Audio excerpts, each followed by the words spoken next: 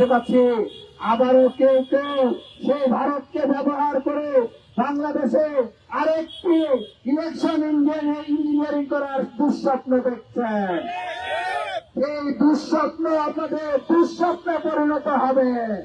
শরীফ ওসমান হাদী ভাইয়ের ওয়াইফ জুমা সহ আর অনেকেই যমুনার অবস্থান নেয় এবং সেখানে সরকার তাদেরকে অবরুদ্ধ করে ফেলে। ইনকিলাব মঞ্চের কর্মী এবং নেতৃবৃন্দ রাজস্বিক যে মোড় আছে ইন্টারকন্টিনেন্টালের সামনে সেখানে অবস্থান নেয়। আমি ভিতরে গিয়েছিলাম, গিয়ে যে অবস্থাটা দেখি তাদের চারিদিকে মশা মাছি, খুবই বিব্রতকর একটা পরিস্থিতিতে তারা আছেন। ওসমান হাদী ভাইয়ের ওয়াইফকে সেখানে দেখে আমি খুবই কষ্ট পেলাম। তাদের কাছে কোনো খাবার ছিল না, পানি ছিল না এবং সেখানে তারা একটি দাবি নিয়ে গিয়েছিলেন যে শহীদ ওসমান হাদী ভাইয়ের যে বিচার, এটা বাংলাদেশের যে এজেন্সিগুলো করছে, বাংলাদেশের যে ইনভেস্টিগেশন বডি করছে, তাদের উপরে তাদের ট্রাস্ট নেই। এটি একটি আন্তর্জাতিক কোনো সংস্থা বা কমিশনের মাধ্যমে যদি করা হয় তাহলে আমরা সুনির্দিষ্ট এবং যে ন্যায্য বিচার সেটা আমরা পাবো।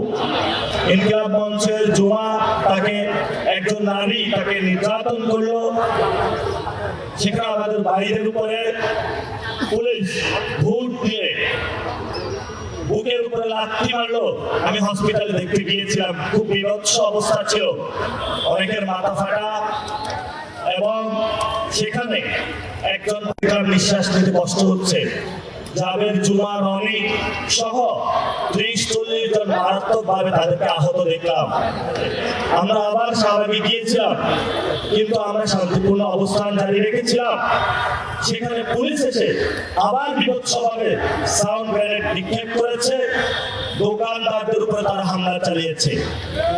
সাধারণ যারা নিরীহ পথচারী, আওয়ামী লীগের আমলে দেখেছি মোবাইল চেক করতে, পাকিস্তান আমলে দেখেছিলাম লুঙ্গি করে চেক করতে, এই আমলও আমরা গতকালকে এগুলো বাংলাদেশের সামনে, মানুষের সামনে আবার দেখলাম। ধিক্কার এই সরকারের প্রতি, ধিক্কার এই প্রশাসনের প্রতি, ধিক্কার যারা এই বিভৎস অবস্থার মধ্যে চুপ থেকেছে এবং এই চুপ থেকে মহান সম্মতির মাধ্যমে ইনকিলাব মঞ্চের যারা কর্মী ভাইরা আছে, যারা রাজপথে নেমে এসেছে, অন্যান্য সাধারণ মানুষ তাদেরকে একটি কিলিং জোনে ঠেলে দিচ্ছে। আমাদের দুঃখ এবং পরিতাপের বিষয়, আমরা সরাসরি এখান থেকে বলতে চাই, গতকালকে যে হামলা হয়েছে এটার জন্য সরকার পুরোপুরি দায়ী এবং সরকারের একটি মহল নির্বাচন বানচাল করার উদ্দেশ্যে হামলা, শান্তিপূর্ণ আন্দোলনে হামলা চালিয়েছিল। আমরা এর সুষ্ঠু তদন্ত এবং বিচার চাই।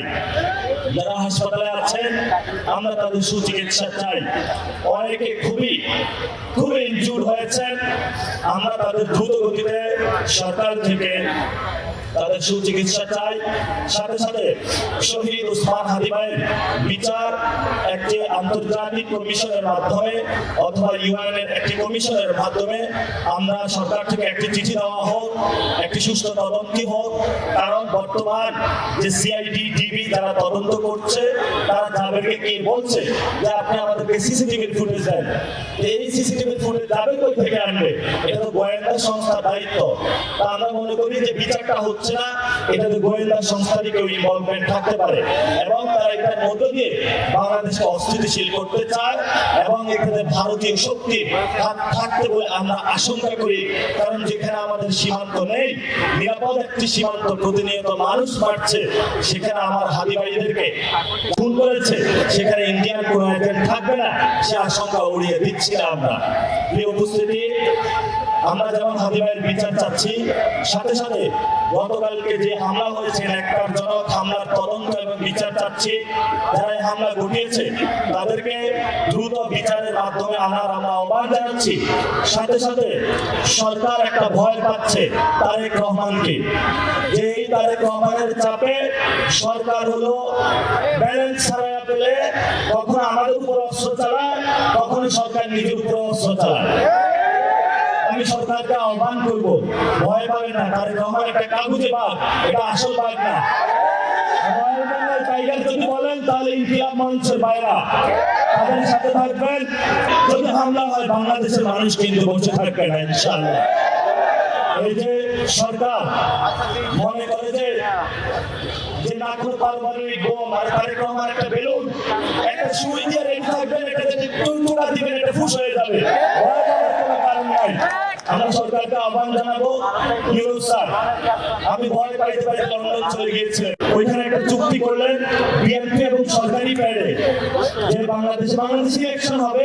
ওই আমরা তো এই শব্দটি শুনলাম না যে সুষ্ঠু একটি ইলেকশন করে দাও। আমরা গণতন্ত্রকে রক্ষা করতে চাই।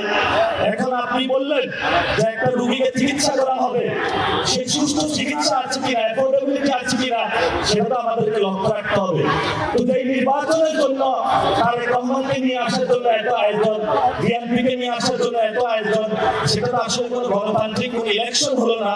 এটা ইলেকশনের নামে তারেক রহমানকে নিয়ে আসার জন্য নির্বাচন কমিশন কর্তৃক একটি সিলেকশনের মধ্যে এই সরকার যাচ্ছে। এবং আপনারা জানেন ইলেকশন কমিশন দলিত নাগরিক এবং যারা ঋণ খেলাপি তাদের নমিনেশন বাতিল করার কথা, কিন্তু ছাত্রদল এই সন্ত্রাসী সংগঠন, যুবদল সন্ত্রাসী সংগঠন, তারা ইলেকশন কমিশনের সামনে গেল, গিয়ে একটি মব করলো। মব করার মধ্য দিয়ে এই ঋণ খেলাপি এবং যারা দুর্নীতিবাদ চাঁদাবাজ এদেরকে সংসদে নিয়ে যাওয়ার ব্যবস্থা করলো। ওসমান হাদি একটি কথা বলেছিলেন, তুমি বেঁচে থাকতেন যদি এই চাঁদাবাজ সন্ত্রাস দুর্নীতিবাদ তাদেরকে সংসদে দেখলে উনি তাদের ঘুম হারাম করে দিতেন। কিন্তু ওসমান হাদি ভাইয়ের অনেক সহযোদ্ধা পৃথিবীতে এখন বেঁচে আছে, যারা চাঁদাবাজ সন্ত্রাস দুর্নীতিবাদ। আপনারা মনে করবেন যে এক ওসমান হাদি চলে গিয়েছে, আপনারা খুব আরামে থাকবেন, লাভ নাই। হাজার হাজার লাখ লাখ বাংলাদেশে ওসমান হাদি তৈরি হয়েছে, যারা আপনাদের শুধু ঘুম না, আপনারা যদি জেগে থাকেন আপনাদের জাগটাও তারা হারাম করে দেবে ইনশাআল্লাহ। যদি তোমরা মৃত্যুবরণ করো চাঁদাবাজি করে, সন্ত্রাসী করো, কবরের উপরেও কি আমরা লিখে দিব এই হলো চাঁদাবাজ, এই হলো সন্ত্রাস, এই হলো দুর্নীতিবাজ, যেভাবে মির্জাপুরের উপর কবরের উপরে লিখে দেওয়া হয়েছে। শেষ কথা, নির্বাচন কমিশন তারা ইলেকশনে গোল দেওয়ার চেষ্টা করতেছে, সিলেকশনের নামে তারেক রহমানকে আনার চেষ্টা করতেছে। এবং গতকালকে নেকারজনকভাবে মিডিয়া ভাইদের উপর হামলা হলো। আগে দেখতাম মিডিয়া ভাইরা প্রেস ক্লাবের সামনে দাঁড়িয়ে যেত, এখন কেউ দাঁড়ায় না, কারণ জানের ভয়, রিজিকের ভয়। আজকে দাঁড়িয়েছে, কিন্তু পুরো বাংলাদেশে যারা সাংবাদিক ভাইরা আছেন, একদিকে তো আপনাদের বেতন দেয় না, এখন আরেকদিকে হলো রাস্তা নিয়ে আপনাদেরকে পিটাচ্ছে। তো বাংলাদেশে আপনাদের আসলে কোনো নিরাপদ জায়গা নাই। আপনারা দাঁড়াবেন, ওসমান হাদি ভাইয়ের লড়াইটা চালিয়ে যাবেন।